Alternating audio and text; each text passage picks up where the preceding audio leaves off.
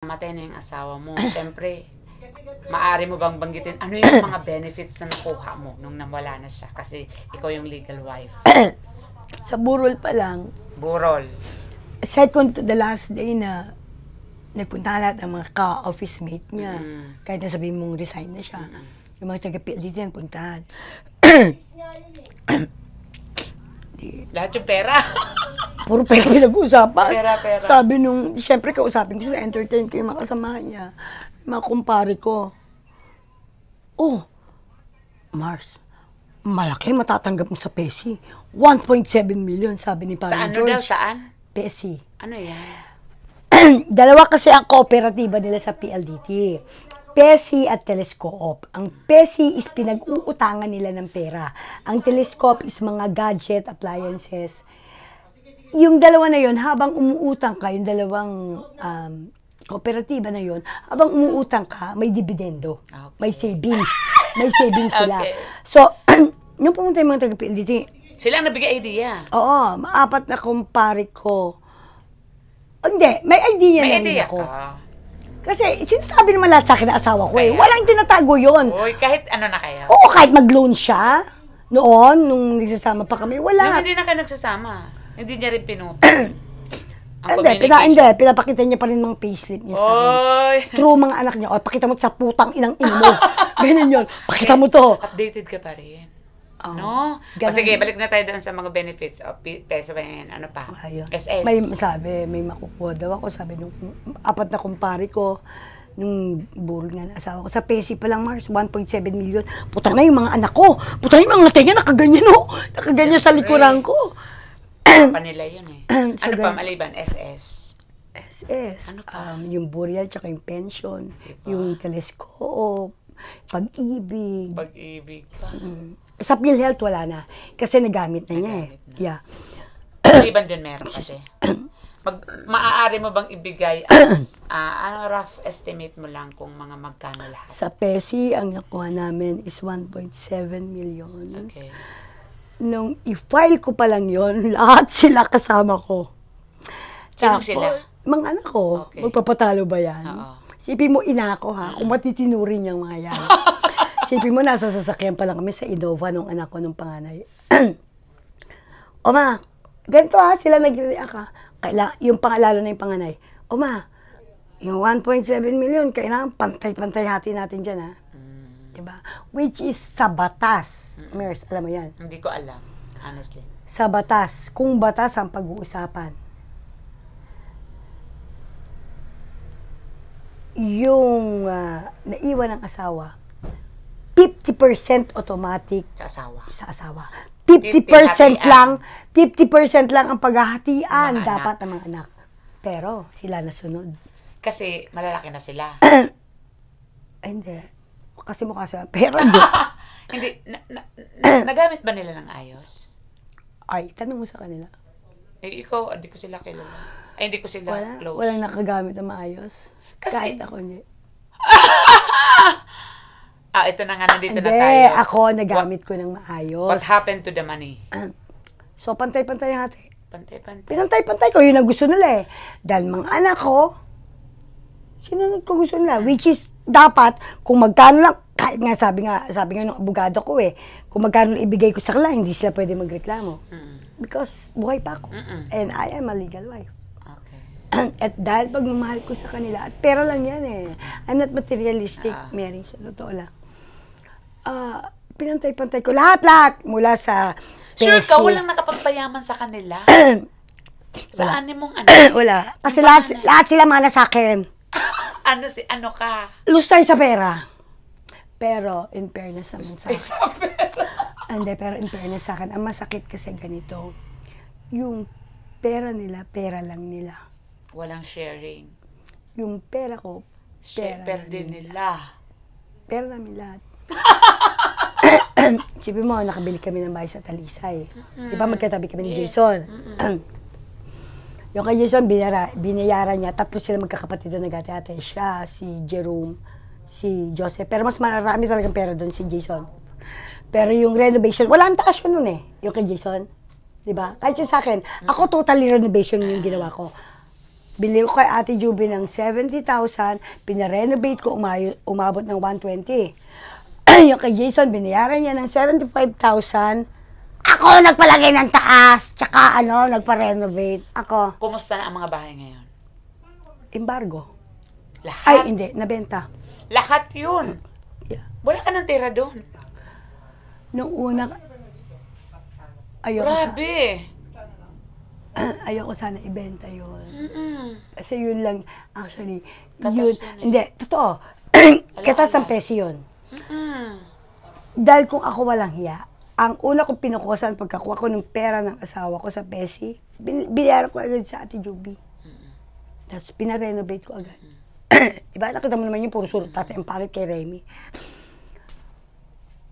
Ayoko sanang ibenta. Kaso ang babait ng mga kapitbahay ko doon. Oo nga, may problema. Okay, paano mo nalustay lahat? Paano mo unti-unting naubos? At mga ilang buwan naman, o taon ba, inabot yung pera, yung epekto ng pera? No. Ang bilis! 3 months. Ang bilis! Kasi nga, di ba, yung You bike live ko, luxuriously? sa pagkain lang siguro ko maluho.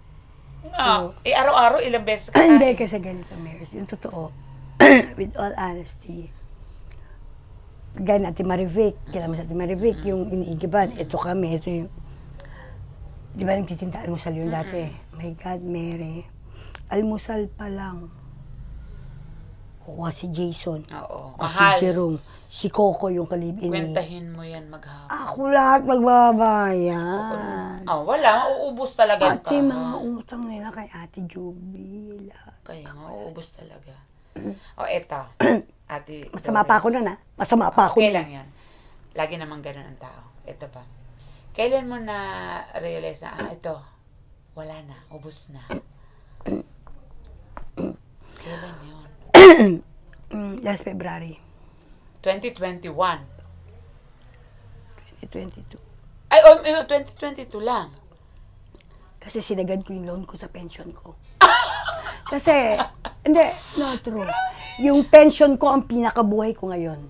Yung iniiwan sa akin ng asawa ko na 11,700. Buhay pa yon. Pinatay mo na. Why? Siyempre, hanggang buhay ako, buhay yun, no? No, I mean, nilon mo, sinagad mo, nagulog ka pa continuously. Wala na, sagad nga eh.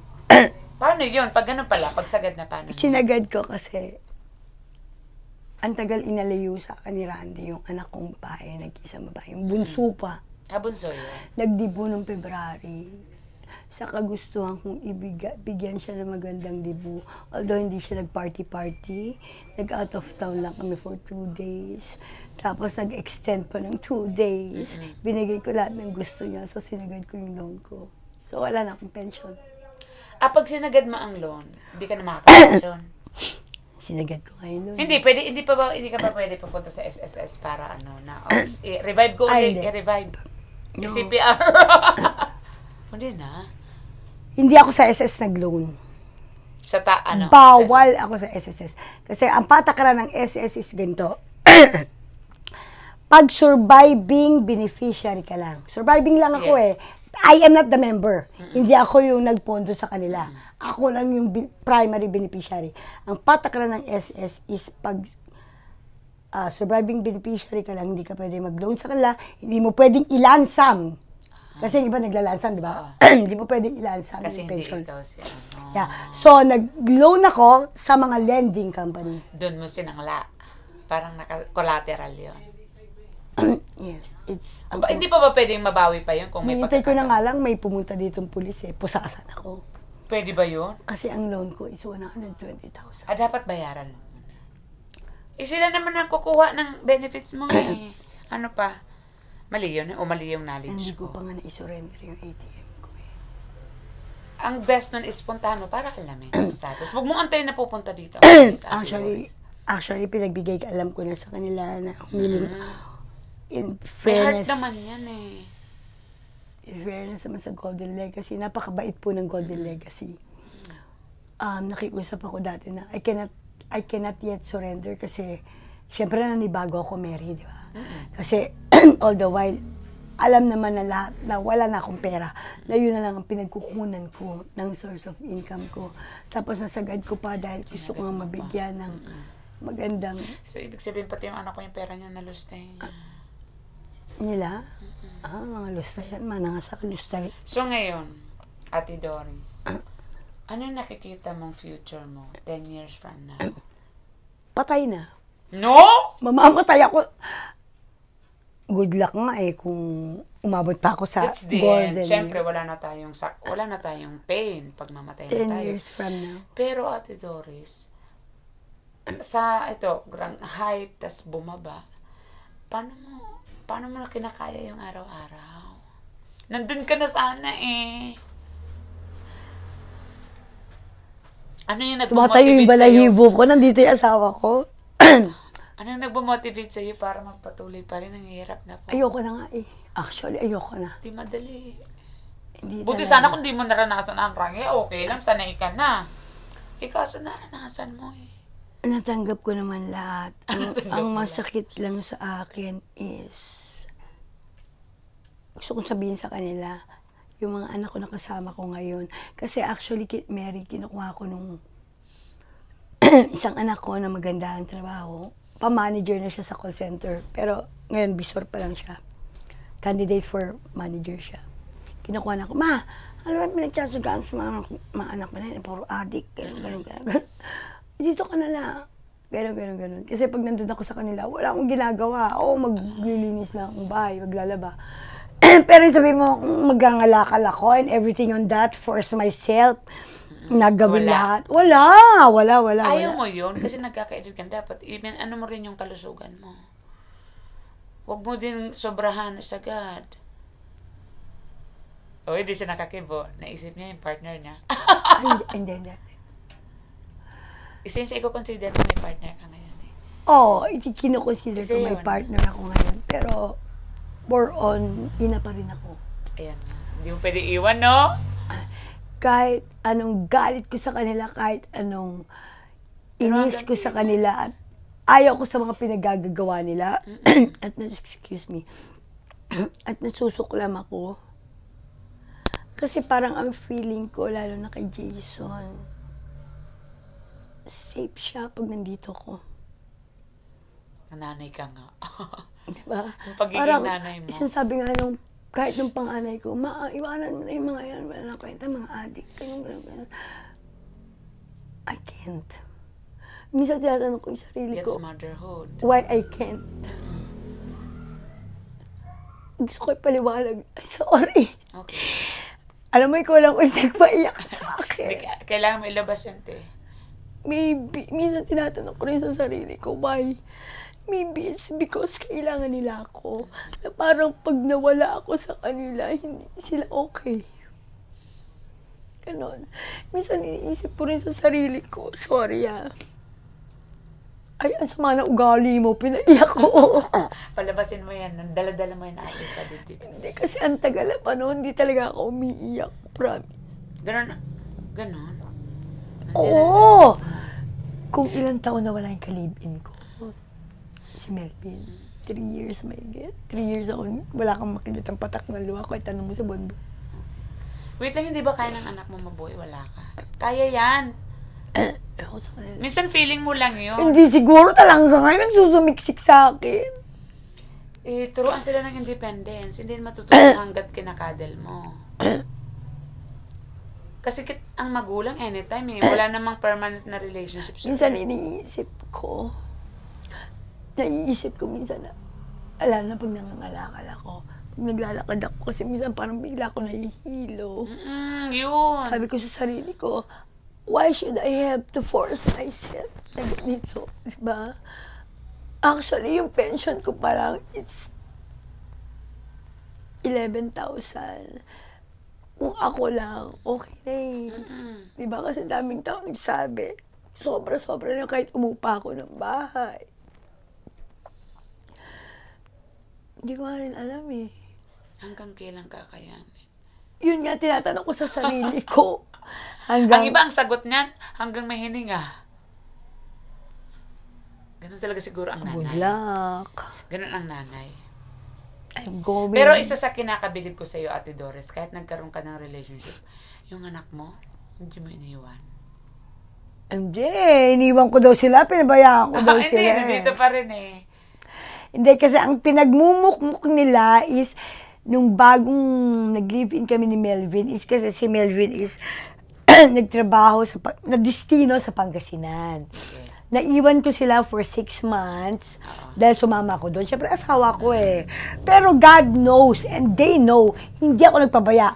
3 times to 4 times a week ako tumawag sa kanila at nagpapadala ako ng pera sa kanila. God knows. Yun ang kinasama na. Ilang taon na itong mga anak mo dito? Jason is 24. Kaya na nila. 17 years old ako, nagpapakatulong na ako, Ate Doris. Nakatapos pa ako ng pag-aaral, pakatulong po ako. Ay, puro pa rin. Kasi nasanay. Yun lang yun, walang iba. Nasanay. Parang ibon, kung lagi may ikakadil, malalampas siya. Siguro fault ko din yun. Kasi yun ang lagi sinasabi, nung buhay pa, sumalangit ako ang kaluluwa ng biyanan ko at asawa ko. Nung buhay pa sila, ako ang sinisisi nila, na kaya daw ganyan, katigas ang ulo ng anak niya, ng mga apo niya, ni mami. It's because in-spoil ko daw ng sobra. Pero naamin mo na na-spoil mo. Yeah. Yes, yun yun. Isa sa talaga sa disadvantage ng na ini-spoil is nagiging clumsy yung bata, Ate Doris.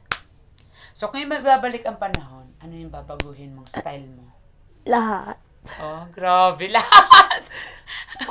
kung halimbawa man na Kung mabibigyan ka. mamamatay ako, tapos bibigyan ulit ako ng Lord ng pagkakataong mabuhay, and to choose my life, sino mga buburahin ko, ano mga aayawan ko. Isa lang siguro ang stay ko sa buhay ko. Ano? Yung mga umampun sa akin.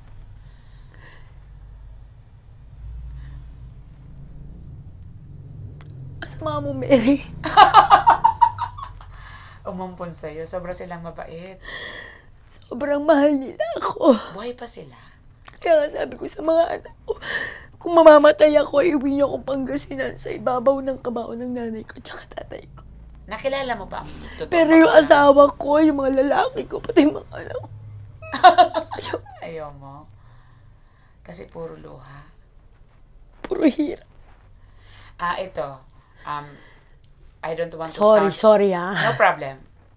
I don't want to sound preachy or religious, pero nagsisimba po ba kayo, Ate Doris? Ngayon, hindi na nga eh. Kaya siguro ganito kabigat yung buhay ko.